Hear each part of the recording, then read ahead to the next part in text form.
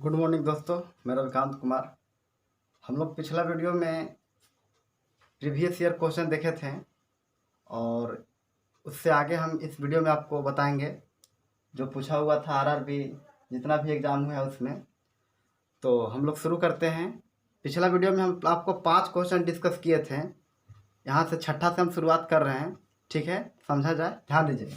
देखिए, कह रहा है कि 16, 32, 64, 128 इस क्रम का 11वां अंक क्या होगा। अब यहाँ पे अगर देखा जाए तो ये पूछा गया था RRB group D 15/11/2018 shift second में। यानी कह सकते हैं कि अगर इस तरह के प्रश्न को आपको सोल्व करना है तो दिया हुआ है कि 16, 32, 64, 128। इसका मतलब यह हुआ कि 16 का दुगुना 32 हुआ और 32 का दुगुना 64 हुआ और 64 का दुगुना 128 हुआ। मतलब यह हुआ कि क्वेश्चन जो है वो जीपी का है। यानी कह सकते हैं कि गुणोत्तर श्रेणी में बढ़ रहा है, मतलब गुना होते हुए बढ़ रहा है। तो हम बताए थे आपको एक क्वेश्चन उसमें कि गुणोत्तर श्रेणी में अगर बढ़ेगा, अगर गुणोत्तर श्रेणी में बढ़ेगा तो इसको सोल्व करने का तरीका क्या है। ऐसे अगर फार्मूला आप लोग जानते होंगे तो फार्मूला होता है टेन पर निकालने के लिए ARN-1, जहाँ पे ए होता है फर्स्ट टर्म यानी कहते हैं कि प्रथम पद, और आर होता है कॉमन रेशियो, और एन होता है नंबर ऑफ टर्म, मतलब टोटल कैगो टर्म है। तो टर्म यहाँ पे 11 गो है, तो यहाँ पे एक कम होगा, इसलिए हम लोग बोलते थे कि एक घटा के सोचेंगे। तो यहाँ पे आइए देखते हैं। तो यहाँ पे अगर बात किया जाए तो कॉमन रेशियो जो है वो 2 का है, क्योंकि कॉमन रेशियो का मतलब होता है कि मतलब ये प्रथम पद है, द्वितीय पद है, अगर द्वितीय पद में प्रथम पद से भाग दें तो आपको कॉमन रेशियो मिलता है। जैसे अगर 32 में 16 से दे तो 2 आया, इसका मतलब 16 का दुगुना 32 है। तो यहाँ पे अगर हमको 11वां पद निकालना है, 11वां अंक निकालना है कि ऐसा ऐसा जाएगा तो 11वां अंक क्या होगा, तो आपको कुछ नहीं करना है, प्रथम अंक ले लेना है। तो प्रथम अंक 16 है, प्रथम अंक 16 है। अब हम बोले थे कि जितना बोलेगा उससे एक कम, तो बोला है कहवा 11वां अंक बोला था, तो 11वां अंक बोला है तो एक कम, तो कह सकते हैं कि 10, यानी कह सकते हैं 10वां। तो कह सकते हैं कि यहाँ पे 2 गुना हो रहा है, यानी कॉमन रेशियो 2 का है। तो अगर जीपी में है तो गुना होगा, एपी में होता तो हम लोग जोड़ते थे। तो 2 का पावर क्या हो जाएगा, 10 हो जाएगा। अब अगर इसको हम लोग सॉल्व करते हैं तो यह हो जाएगा 16 गुने, अगर 2 का पावर 5 होता है, मतलब 2 का पावर 5 होता है तो 32 होता है। इसका मतलब है कि 32 गुने 32 होगा, क्योंकि 2 का पावर 10 है। तो 32 गुने 32 आपको याद होगा कि 1024 होता है। 32 गुने 32 कितना, 1024 होता है। मीन्स 10 का 2 का पावर 10 का मान होता है 1024। अगर इसको सोल्व करें तो 16 चौके 64 की 4 कैरी 6, और 16 दूनी 32 और 6 38 की 8 कैरी 3, 0 3 होगा, और यहाँ पे हो जाएगा 16 एकम 16। इसका मतलब है कि 16,384 इस क्वेश्चन का सही आंसर होगा। तो यहाँ पे देखते हैं 16,384 कहाँ है, देखिए यहाँ पे है। तो कह सकते हैं कि यहाँ पे बी आपका ऑप्शन सही है। ये क्वेश्चन जीपी का है, इसलिए यहाँ पे हम लोग गुना किए, और कॉमन रेशियो जो है यहाँ पे 2 गुना हो रहा है, इसलिए 2 लिए। अगर बोला गया 11वां अंक तो एक कम करके पावर लिए, यानी कह सकते हैं कि 16 गुने 2 का पावर 10। ठीक है, चलिए आइए अगला क्वेश्चन देखते हैं। देखिए अगला क्वेश्चन है 7 नंबर कि 7, 7 का पावर 2, इसी तरह से आगे बढ़ रहा होगा 7 का power 3 dot dot dot dot 7 का पावर n। मतलब 7 जो है वो n टाइम्स चल रहा है। 7 है, 7 का पावर 2 है, 7 का पावर 3 आएगा, 7 का पावर 4 आएगा, इस तरह से 7 का पावर कितना है, n है। तो कह रहा है कि संख्याओं को गुणोत्तर माध्य ज्ञात करें।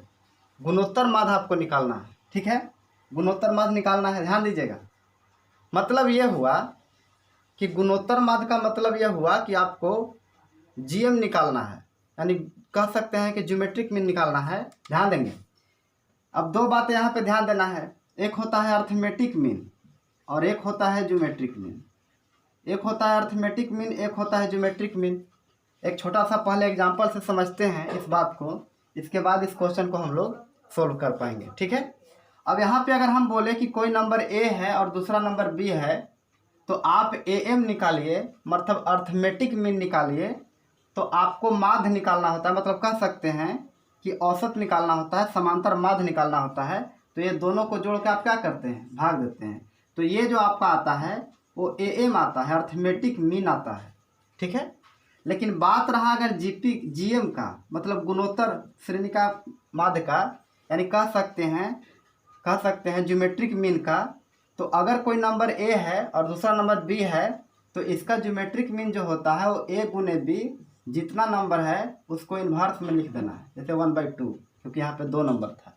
इसको ऐसे भी हम लोग लिख सकते हैं √a गुने बी। तो थोड़ा सा इस बात को समझेंगे। यहाँ पे जो हमारा क्वेश्चन है वो 7 है, 7 का पावर 2 है, ... 7 का पावर n है, और आपसे पूछा है गुणोत्तर माध्य, मतलब एम नहीं जीएम पूछा है, मतलब ज्योमेट्रिक मीन पूछा है, यानी गुणोत्तर माध्य पूछा है। तो इस बात को समझते हुए हम लोग इस क्वेश्चन को देखते हैं कैसे कर पाएंगे। थोड़ा सा यहाँ पे समझना ये है कि अगर हम बोलें कि 3 अगर नंबर है ए बी सी और इसका आप जीएम निकालिए, मतलब गुणोत्तर माध्य निकालिए, तो आप क्या करिएगा, ए बी सी का पावर जब 3 नंबर है तो 1/3 करिएगा, ठीक है। लेकिन थोड़ा सा समझते ये हैं कि अगर ये नंबर अलग अलग नहीं रहे, अगर ये नंबर ए बी सी अलग अलग नहीं रहे, ये तीनों ए ही रहे या बी ही रहे या सी ही रहे, तब क्या मतलब होगा इसका। तो ध्यान से मेरी बात को समझेंगे कि अगर इसको हम ए गुने ए लिखते हैं तो इसका मतलब होगा 1, ये भी यहाँ भी नंबर 3 है तो पावर कह सकते हैं 1/3 होगा, क्योंकि हम जानते हैं कि गुणोत्तर माध्य में जितना नंबर होता है उतना, मतलब सबको गुना कर देना होता है, और पूरे का पावर इन्वर्स में जितना नंबर का संख्या होता है उसको लिखना होता है, ठीक है। अब यहाँ पे विचार करते हैं कि ए मतलब ए का 3 बार गुना है, तो यहाँ पे आपको पता है कि बेस बराबर तो पावर आपस में जुटता है, तो इसका भी पावर 1, इसका भी पावर 1, इसका भी पावर 1। इसका मतलब यह है कि इसको आप 3 लिख सकते हैं और ए का पावर 3 और 1/3 लिख सकते हैं। सपोज दैट कि अगर यहाँ पे 3 बार था तो आप 3 लिखें। अगर यही ऐसे रहता, थोड़ा सा समझिएगा, ऐसे रहता ए का पावर n टाइम्स, ठीक है, या एक मान लीजिए n बार रहता, तो हम लोग क्या करते हैं, पहले इस बात को समझने के लिए एक छोटा सा और एग्जांपल लेते हैं। जैसे मान लीजिए ए है, a² है, a³ है, ... a का पावर n है, ठीक है। तो अब यहाँ पे जब 1 2 3, पहले इसके पहले 3 था तो 3 लिए थे, तो अब तो यहाँ पे 1 2 3 n टाइम्स आ गया, मतलब 1/n तो इसका पावर होगा ही। लेकिन एक चीज़ समझिएगा कि जब सब गुना में है तो पावर आपस में क्या हो जाएगा, जुटेगा। इसका मतलब होगा a का पावर 1 से लेके n तक का योग, तो n × n + 1/2 होगा। फिर से सुनेंगे, जितना नंबर को गुणनफल होता है उतना इन्वर्स में पावर लेते हैं, ठीक है। तो 1 से लेके n तक है, मतलब 1 से लेके 1 पावर है, 2 पावर है, 3 पावर है, n तक है तो 1/n ले लिए। दूसरी बात कि सबका बेस बराबर है तो पावर आपस में जुटेंगे, तो 1 से लेके n तक का योग होता है n × n + 1/2, तो इसको हम लोग क्या लिख सकते हैं, 1/n लिख सकते हैं। बस सेम बात यहाँ पे लागू करना है। इस बात को अगर समझ गए तो अब ये क्वेश्चन सोल्व कर सकते हैं हम लोग बहुत आसानी से। आइए देखते हैं, ध्यान दीजिए। अब यहाँ पे आपको दिया हुआ है कि 7 का पावर 2, मतलब 7 का पावर 1 कह सकते हैं, 7 का पावर 2, 7 का पावर 3, ऐसा कै बार, 7 का पावर n तक। तो एक चीज़ यहाँ पे समझना है कि अगर हम 7 × 7 का पावर 2, 7 का पावर कह सकते हैं 3, ... 7 का पावर क्या ले लें, n ले लें, तो सेम एग्जाम्पल जो अभी हम दे रहे थे, इसको क्या हम लिख सकते हैं, पूरे का पावर 1/n, क्योंकि ऐसा गुना कितना है, कितना संख्या, 1 2 3 यहाँ तो n तक है। दूसरी बात कि सबका बेस बराबर है तो पावर आपस में जुटेगा, तो 7 का पावर हो जाएगा 1 से लेके n तक का योग, 1 से लेके n तक का योग, तो n × n + 1/क्या होगा, 2 होगा, और ये पूरे का पावर हो जाएगा क्या, 1/n होगा। तो अगर आप इस ब्रैकेट को हटाते हैं तो आपको पता है कि जब ये ब्रैकेट के अंदर है तो पावर में गुना होगा, तो जब ये पावर में गुना करेगा तो मतलब क्या रहेगा कि n × n + 1/2 × 1/n, क्लियर है। तो अगर इसको हम लोग n के n काट दें तो बचेगा क्या, 7 का पावर n + 1/2, मतलब जहाँ पे हमारा ऑप्शन में 7 का पावर n + 1/2 है वो हमारा आंसर सही है। देखिए आते हैं, देखिए ये पहला ऑप्शन आपका सही है क्योंकि यहाँ पे है 7 का पावर n + 1/2। हम समझते हैं ये बात क्लियर है। अगर कोई जीपी में नंबर मिले तो जितना नंबर है वो सबका गुणनफल, और जितना नंबर है सबको गुना कर देना होता है, यानी गुणोत्तर माध्य के लिए, और जितना नंबर है उसको पावर लेना होता है इनवर्स में। ठीक है, चलिए आइए अगला क्वेश्चन देखते हैं। देखिए अगला क्वेश्चन आपका है कि 3 अंकों की कितनी संख्याएं 9 से विभाजित होती है। मतलब 3 अंक का कितने ऐसे नंबर हैं जो 9 से कटते हैं, मतलब 9 से विभाजित होते हैं। देखिए इस तरह का क्वेश्चन पूछने का संभावना ज़्यादा रहता है, पिछला बार पूछा भी है, तो इस तरह का क्वेश्चन पर थोड़ा ध्यान देंगे और समझेंगे। देखिए सबसे बड़ी बात है कि आपसे बोला है कि 3 अंकों की कितनी संख्याएं, मतलब 3 अंक के कितने ऐसे नंबर हैं जो 9 से विभाजित होंगे। तो अगर हम बात करें कि 3 अंक के सबसे बड़ा नंबर क्या होता है, तो 3 अंक का सबसे बड़ा होता है 999। 3 अंक का सबसे बड़ा जो नंबर होता है वो 999 होता है। तो अगर हम 999 में 9 से भाग दे दें तो आपको ये मिल जाएगा कि 999 तक में 9 से कटने वाला कितना नंबर है। तो अगर हम इसमें भाग देते हैं 9 से तो ये कट जाएगा 9 एकम 9, 9 एकम 9, 9 एकम 9। इसका मतलब है कि कितना बार में कटेगा, 111 बार में कटेगा। तो यहाँ से हमको पता चल गया कि 999 तक में 111 ऐसी संख्या है जो 9 से पूर्णतः क्या होगा, कटेगा। अब यहाँ पे लेकिन हमसे कहा गया है कि 3 अंकों की निकालना है।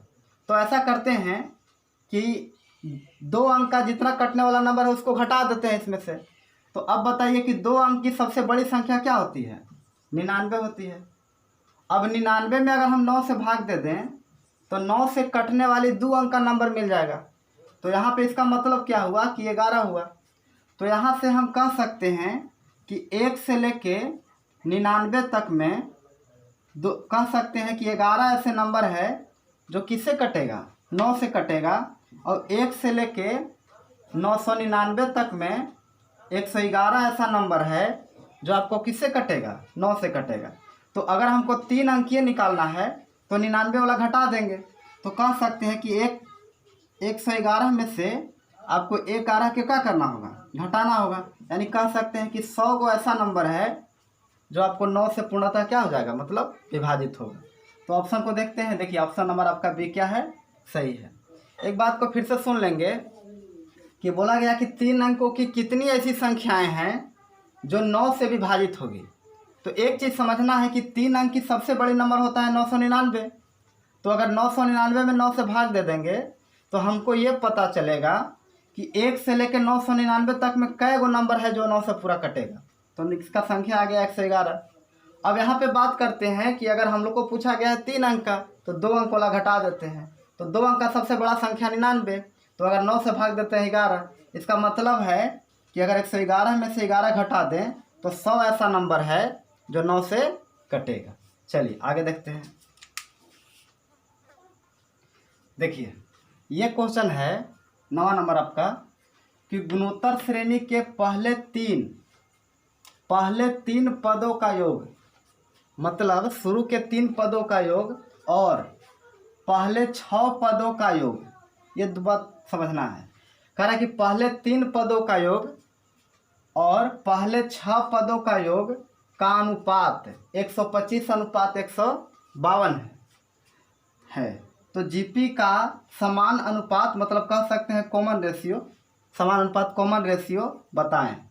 मतलब कॉमन रेशियो क्या है, कह रहा है कि जब पहले 3 पदों का योग और कह रहा है कि पहले 6 पदों का योग, माने 1 से लेकर 3 तक पदों का योग और फिर 6 पदों का योग का अनुपात जो है वो 125 अनुपात क्या है, 152 है। तो आपको बताना है साम्य रेशियो, कह सकते हैं कि कॉमन रेशियो आपको बताना है, कॉमन रेशियो निकालना है, साम्य अनुपात। ठीक है, तो यहाँ पे जो पूछा गया था RRB पैरामेडिकल 20/7/2018 में। ठीक है, ध्यान दीजिएगा, बहुत सिंपल क्वेश्चन था, थोड़ा सा समझने की ज़रूरत है इसमें। देखिए आपको पता है कि अगर कोई नंबर AP में रहे तो वो ऐड होते चलता है, लेकिन GP में रहे तो गुणोत्तर श्रेणी में चलता है। जैसे अगर AP में सोचें तो A के बाद मान लीजिए A + D, A + 2D, ये AP का सीरीज बना। लेकिन अगर GP की बात करें, ये AP का सीरीज आपका बना। अगर हम GP की बात करें तो AR² AR3, मतलब गुणोत्तर श्रेणी में चलता है। लेकिन यहाँ पे हमसे बोला गया है कि जीपी का सम का यूज किया गया है, जैसे योग बोल रहा है, तो हम लोग जानते हैं कि सम का जो फॉर्मूला होता है ए आर n-1 बटा r-1 होता है। ठीक है, ए r-1 बटा क्या होता है n-1 होता है। सॉरी, यहाँ पे आपको माइनस कर देना है। ठीक है, ए ध्यान देंगे, फिर से हम लिख देते हैं, ध्यान से समझिएगा। ए आर का पावर n-1 होता है और बटा में क्या r-1 होता है। ठीक है, ये आपका सम का फॉर्मूला है जीपी का। अब यहाँ पे क्या है, ए है प्रथम पद मतलब पहला पद, एन है मतलब कह सकते हैं कि कै पद यानी कि पदों की संख्या, और बटा में उसी तरह से आर है कॉमन रेशियो, यानी कह सकते हैं ये कॉमन रेशियो है, ये पदों की संख्या है, ये पहला पद है। तो कह रहा है कि पहले 3 पद और अंतिम पहले 3 पदों का और पहले 6 पदों का जो अनुपात है वो 125 अनुपात क्या है 152 है। तो अगर पहले 3 पद का है तो जहाँ पे एन है वहाँ पे 3 यूज करेंगे। कॉमन रेशियो तो दोनों स्टेज में मतलब इसमें भी और इसमें भी सेम रहेगा, प्रथम पद भी सेम रहेगा। तो अगर हम दोनों के बीच अनुपात निकालें इससे, तो समझने की बात करें मतलब समझने की कोशिश करेंगे, तो यहाँ पे ए होगा और आर का पावर पहले 3 पद, तो यहाँ पे 3 लेना होगा, -1 होगा। ठीक है, इसी तरह से अगर बात करें हम तो अंतिम कह सकते हैं पहले 6 पदों का योग, तो पहले 6 पद मतलब इसका पहले अनुपात हम लोग लिख लेंगे और बटा में इसका फिर लिखेंगे क्योंकि इसका योग लिखेंगे, तो फिर ए हो जाएगा आर का पावर 6 माइनस क्या होगा 1 होगा और बटा फिर उसी तरह से कर सकते हैं r-1। बात को समझ रहे हैं, क्योंकि एक ही सीरीज का ये भी 3 पद, तो पहला पद तो दोनों में सेम होगा, ए इसमें भी होगा, कॉमन रेशियो भी सब में सेम होगा, लेकिन इसमें फ़र्क यही है कि इसमें 3 का योग लेना है और इसमें कै का 6 का योग लेना है। तो यहाँ पे पावर 3 प्रयोग किया, यहाँ पे पावर 6 प्रयोग किया और इसका मान दे दिया है आपको कि 125 अनुपात क्या है 152 है।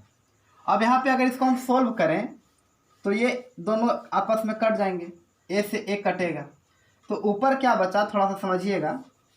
ऊपर क्या बचा कि r का पावर 3-1 बचा और नीचे में जो बचा वो r का पावर 6 माइनस क्या बचा 1 बचा, r का पावर 6 माइनस 1 बचा और बराबर में रहेगा 125 बटा क्या 152। ठीक है, अगर इसको हम सॉल्व करें तो आपको अगर याद होगा फॉर्मूला कि a³ - 1 इसको r³ - 1 कर दें और इसको अगर हम r का पावर 3 को होल स्क्वायर कर दें और इसको स्क्वायर कर दें तो यहाँ से एक फॉर्मूला निकला a² माइनस b² और बराबर क्या होगा 125 बटा क्या 152। कोई दिक्कत? अब यहाँ पे समझने की बात है कि यहाँ पे a² माइनस b² है, तो एक बार नीचे प्लस में होगा और एक बार माइनस में होगा। तो ऊपर एक बार देखिए माइनस में है तो माइनस वाला तो कट जाएगा, मतलब बचेगा क्या प्लस वाला बचेगा। तो अगर प्लस वाला बचेगा तो इसको हम ऐसे लिख सकते हैं, ऐसे लिख सकते हैं। ठीक है, ऐसे लिख सकते हैं बिल्कुल। तो इसको जब ऐसे लिखेंगे तो अब आप कैलकुलेट कर लेंगे, क्रॉस गुना कर लेंगे इसमें इससे और इसमें इससे। अब जो r का मान आएगा उसको इधर अगर क्यूब है तो उधर क्यूब रूट कर देंगे, जो भी मान आएगा आपका ऑप्शन में दिया हुआ है। ठीक है, आगे चलते हैं, इसको सोल्व कर लेना है। मतलब यह था कि दोनों का अनुपात लेके आपको चलना था। ठीक है, आगे देखते हैं। देखिए ये क्वेश्चन है, दो संख्याओं का समांतर माध्य और गुणोत्तर माध्य, मतलब AM है ना, अर्थमेटिक मीन और गुणोत्तर। 10 नंबर क्वेश्चन आपका है कि दो संख्याओं का समांतर माध्य और गुणोत्तर माध्य क्रमशः 7 और 2√10 है, मतलब 10 है, तो संख्या क्या है। मतलब दो चीज़ें दे दिया है, एक समांतर माध्य दे दिया है और एक गुणोत्तर माध्य दे दिया है। तो आपसे बोला गया है कि अगर समांतर माध्य 7 है और गुणोत्तर माध्य 2√10 है तो वो संख्या कौन कौन है, मतलब वो संख्या को ज्ञात करना है। पिछला क्वेश्चन को आप लोग सोल्व कर लेंगे, थोड़ा सा स्पेस कम था इसलिए हम सोल्यूशन उसका पूरा नहीं कर पाए। ठीक है, कर लेंगे, बहुत आसानी से आंसर आ जाएगा। देखिए इस क्वेश्चन को अगर सोल्व करना है तो आपको दिया है कि समांतर माध्य 7 है और गुणोत्तर माध्य कितना है 2√10 है। तो अगर कोई नंबर A है और दूसरा नंबर B है तो इसका अगर हम समांतर माध्य की बात करें माने AM की बात करें तो a प्लस बी बाई 2 होता है। लेकिन अगर कोई नंबर a और b है और अगर हम जीएम की बात करें, मैंने गुणोत्तर माध्य की बात करें, यानी कह सकते हैं ज्योमेट्रिक मीन की बात करें, तो a गुने b का पावर 1/2 या फिर कह सकते हैं √ab होता है। अगर हम लोग इस तरीक़ा से इसको सोल्व करें, मतलब फॉर्मूला लगाकर सोल्व करें, तो दिक्कत क्या होगी कि पहले ये वैल्यू इसके बराबर करना होगा। अगर इसके बराबर इसको करते हैं तो a प्लस बी का मान आपका आएगा 14, ठीक है। और अगर इसके बराबर इसको करते हैं तो a गुने बी यानी कह सकते हैं √ बराबर 2 क्या आएगा, 10 आएगा, ठीक है। यहाँ से a प्लस बी का मान आएगा और यहाँ से a इंटू बी का मान आएगा, ठीक है। दोनों दोनों स्क्वायर कर देंगे, a और b का मान आएगा तो 2 दूनी के 4 और 10 यानी 10 चौके 40। तो हम उतना नहीं करेंगे, इसको सोल्व करने के लिए आपको फिर क्या करना होगा कि फिर a माइनस बी को निकालना होगा, जो फॉर्मूला लगा के निकालना होगा। तो इसको फिर सोल्व करना होगा तो आंसर आएगा। देखिए इस क्वेश्चन को अगर बहुत जल्दी करना है तो ऑप्शन आपके पास मौजूद है, आप एग्जाम में बैठे हैं तो ऑप्शन मौजूद है। देखिए ये तो पक्का है कि समांतर माध्य 7 होना चाहिए, मतलब दोनों नंबर को जोड़ के अगर हम 2 से भागा दें तो 7 आना चाहिए। तो 5 और 4 9, देखिए ये तो होगा नहीं क्योंकि 9 का आधा 4.5 होता है, ठीक है। 20 और 2 22, इसका आधा 11 होगा। 4 और 10 14, यानी कह सकते हैं 14 का उल्टा 7, ये हो सकता है।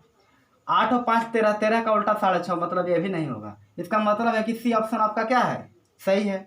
अगर इसको इस तरह से भी देखें, मतलब जीएम से भी चेक करें, तो √a गुने बी मतलब 4 गुने 10 होगा। 4 गुने क्या होगा 10, और 4 गुना 10 का मतलब क्या 2√10 होगा, जो देखिए आपका जीएम के बराबर है। तो इस तरह से हम लोग कुछ क्वेश्चन देखें, लगभग जितना तरह के भी क्वेश्चन पूछा गया था हर टाइप से हम आपको क्वेश्चन बता दिए। हर क्वेश्चन मतलब हर तरह के क्वेश्चन को जिक्र किए। कल से मेरा क्या होगा कि आपको 3 वीडियो मिलेगा। एक इसी तरह के प्रीवियस ईयर क्वेश्चन का सोल्यूशन रहेगा, ठीक है, और दूसरा रहेगा जो कमर्शियल मैथ का टाइप वाइज क्लास रहेगा, ठीक है, दूसरा वीडियो। और तीसरा एक एडवांस का वीडियो मिलेगा जो आपको डेली दिया जाएगा, हर मतलब 3 वीडियो डेली आपको मिलेगा कल से, ठीक है।